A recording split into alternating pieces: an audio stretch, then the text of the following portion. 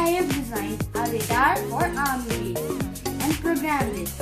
I have used one ultrasonic sensor, and whenever it will detect anything coming towards it, it will give signal to the army base, and the shields will get activated and protect the army base. And it will also show the distance here of the thing coming towards it. I hope you will enjoy this video. Thank you, and please like, subscribe and share.